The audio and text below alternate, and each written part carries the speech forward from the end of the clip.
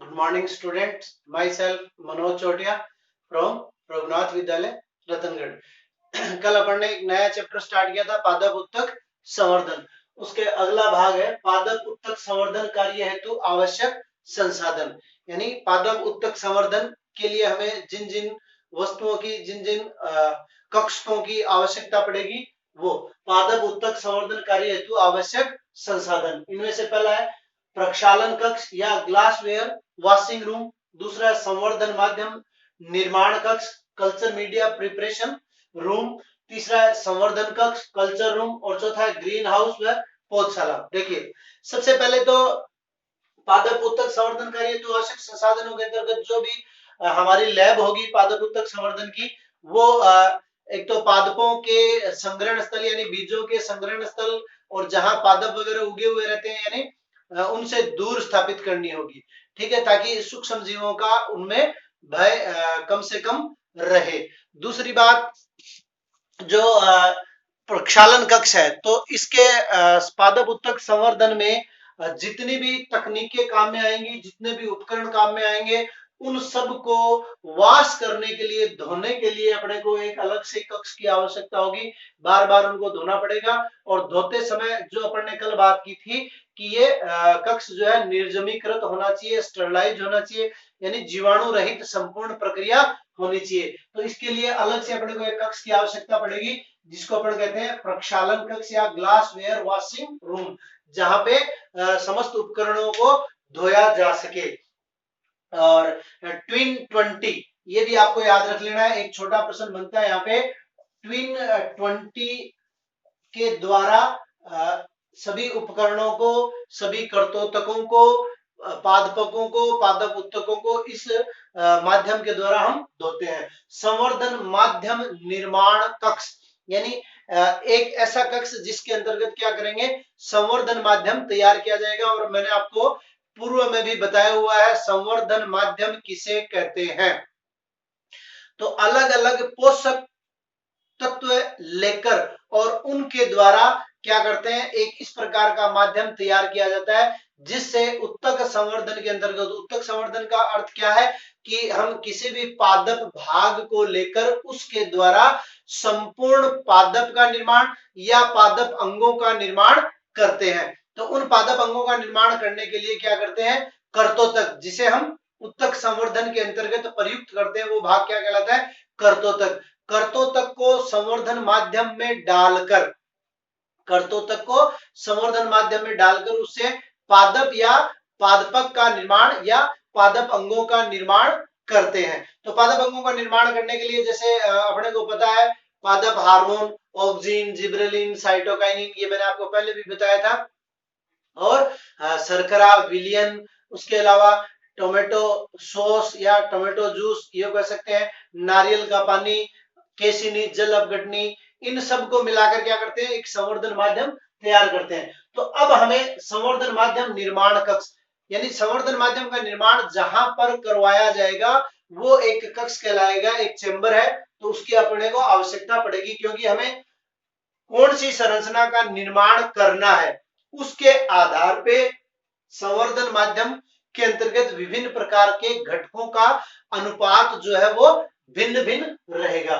फिर संवर्धन कक्ष, संवर्धन कक्ष, अच्छा एक बात और मैं आपको बता देता हूं, ये जो पादप उत्तक संवर्धन की जो प्रयोगशाला है वो पूर्णतः नियंत्रित वातावरणीय परिस्थितियों के अंतर्गत होती है, अर्थात एसी। ठीक है, एक तरह से एयर कंडीशन में यह सारा काम होता है। तो संवर्धन कक्ष, अब देखिए धोने का स्थान अलग है, उसके बाद में संवर्धन माध्यम निर्माण करने का स्थान अलग है, और उसके पश्चात कल्चर रूम, यानी कल्चर रूम के अंतर्गत क्या करेंगे, संवर्धन माध्यम के अंदर कर्तोतक को डालकर रखा जाता है। और जैसे जैसे आवश्यकता पड़ती है, जिस प्रकार से एक किसान पौध तैयार करता है, तो पौध एक छोटे स्थान पर तैयार हो जाती है, और जब पौध तैयार हो जाती है तो उनको अलग अलग स्थान पे ले जाके रोपित कर दिया जाता है। तो उसी प्रकार संवर्धन कक्ष में प्रारंभ में चूंकि अपने पास क्या है, पादप उत्तक संवर्धन के लिए कर्तोतक बहुत ही सूक्ष्म है, ठीक है, और उसके बाद में जब पादपक तैयार हो जाते हैं तो उनको अलग अलग पेट्री डिश के अंतर्गत स्थानांतरित करके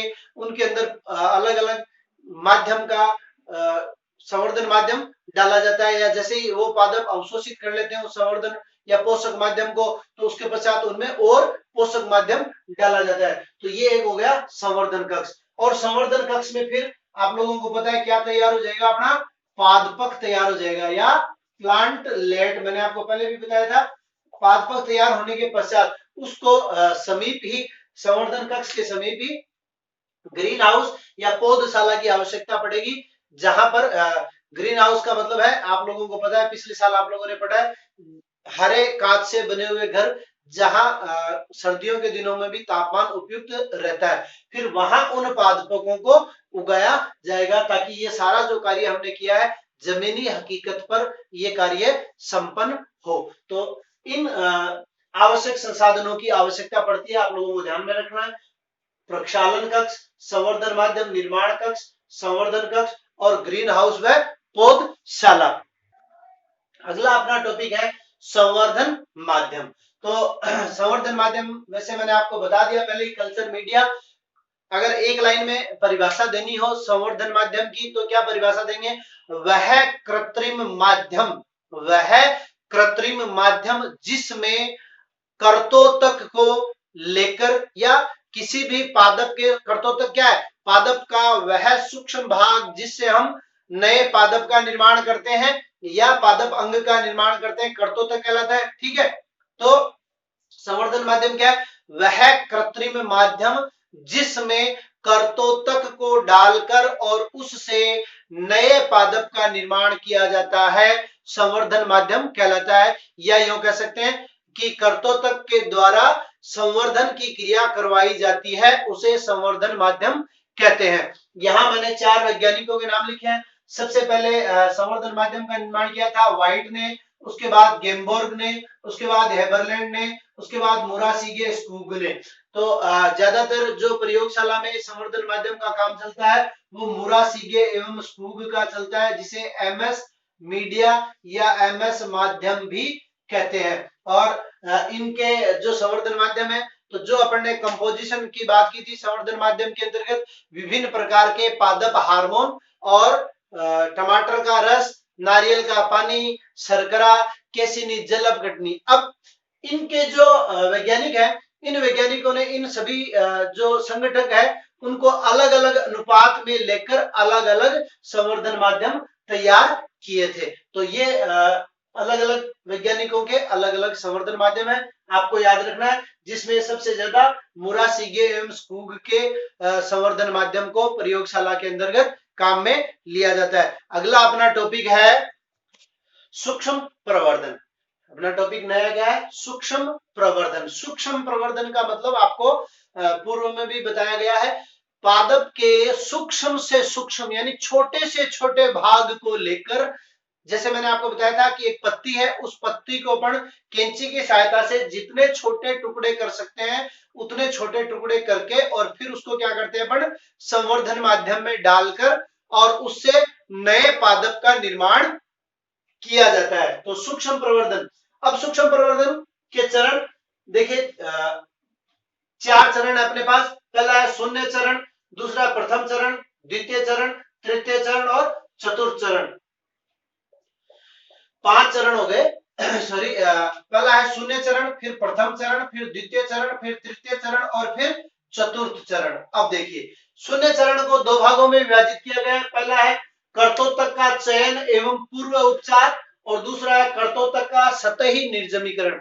देखिए, प्रारंभ में अपन ने बात की थी, कुछ तकनीकी शब्दावली पढ़ी थी अपन ने पादप उत्तक संवर्धन के अंतर्गत। तो पहला था अपना निर्जमीकरण और दूसरा था सतही निर्जमीकरण। सतही निर्जमीकरण का तात्पर्य क्या है कि कर्तोतक के रूप में हम जिस संरचना को लेते हैं उसका क्या करते हैं? निर्जमीकरण। निर्जमीकरण का तात्पर्य यहाँ जीवाणु रहित करना। तो देखिए, शून्य चरण के अंतर्गत सबसे पहले क्या है? कर्तोतक का चयन, अर्थात सूक्ष्म प्रवर्धन में हम पादप का कौन सा भाग काम में लेते हैं, जड़ काम में लेते हैं, तना काम में लेते हैं, पत्ती काम में लेते हैं, या कोशिका काम में लेते हैं, या उत्तक काम में लेते हैं, और कोशिका भी कौन सी लेते हैं। ठीक है, तो वो भाग जिसके द्वारा हमें क्या करना है? नए पादप का निर्माण करना है, कर्तोतक कहलाता है। तो सबसे पहले कर्तोतक का चयन एवं पूर्व उपचार, फिर उसका क्या करेंगे, निर्जमीकरण करेंगे। जो भी संवर्धन माध्यम तैयार करेंगे उस संवर्धन माध्यम का निर्जमीकरण करेंगे। जितने भी उपकरण इस संपूर्ण प्रक्रिया में काम में आने वाले हैं उन सब का निर्जमीकरण करेंगे। तो इसके लिए मैंने आपको पहले भी बताया था, यहाँ 1 नंबर का प्रश्न बनता है कि कौन से यंत्र को काम में लेते हैं, तो ट्विन 20 के द्वारा क्या करते हैं, निर्जमीकरण की क्रिया की जाती है। दूसरा है कर्तोतक का सतही निर्जमीकरण। कर्तोतक का सतही निर्जमीकरण करने के लिए लेमिनार एयर फ्लो बेंच, क्या कौन से यंत्र का उपयोग करते हैं, लेमिनार एयर फ्लो बेंच। और इसके अलावा mercury chloride, silver nitrate, ethanol, bromine, chlorine, इनके द्वारा भी हम क्या करते हैं, कर्तोतक को उपचारित करते हैं। अर्थात एक प्रकार से यूं कह सकते हैं कि AgNO3 के अंदर कर्तोतक को डुबो लिया, या मर्क्यूरी क्लोराइड के अंदर कर्तोतक को डुबो लिया, ब्रोमीन या क्लोरीन में डुबो लिया, या इथेनॉल में डुबो लिया, जिससे कि वो जीवाणु रहित हो जाए या उसका सतही निर्जमीकरण हो जाए। उसके पश्चात सॉरी प्रथम चरण के अंतर्गत क्या करेंगे, जो भी कर्तोतक लिया है, जैसे मान लीजिए ये बड़ा है कर्तोतक, ठीक है, और उसके बाद में ये पेट्री डिश है, और इस पेट्री डिश में क्या करेंगे, संवर्धन माध्यम डाल लेंगे, और इस संवर्धन माध्यम में इस कर्तोतक को डुबो देंगे, या कर्तोतक को संवर्धन माध्यम में स्थानांतरित कर देंगे। ये क्या हो जाएगा, संवर्धन माध्यम में स्थानांतरण। ये अपना प्रथम चरण। द्वितीय चरण के अंतर्गत क्या होगा, नए पोषक माध्यम में स्थानांतरित करना। अर्थात अब इस कर्तोतक को हमने डाला, या बहुत सारे कर्तोतक को डाला, यूं मान लीजिए। अब क्या करेंगे, ये इस पोषक माध्यम को अवशोषित कर लेते हैं, और थोड़े अवशोषित करने के पश्चात वृद्धि करते हैं। अब वृद्धि करने के पश्चात क्या होगा, इन्हें अलग अलग माध्यम में या अलग अलग पात्र में इनको, जैसे इसमें 2 डाल दिए, इसमें 2 डाल दिए, ठीक है, या यूं कह सकते हैं कि यहाँ क्या है अपने पास, एक प्रकार से क्या है, नया पोषक माध्यम है, तो यहां से इसको नए पोषक माध्यम में क्या कर देते हैं, स्थानांतरित कर देते हैं। ये द्वितीय चरण। तृतीय चरण में क्या है, संपूर्ण पादप का पुनरुद्भवन। पुनरुद्भवन आप लोग जानते हो।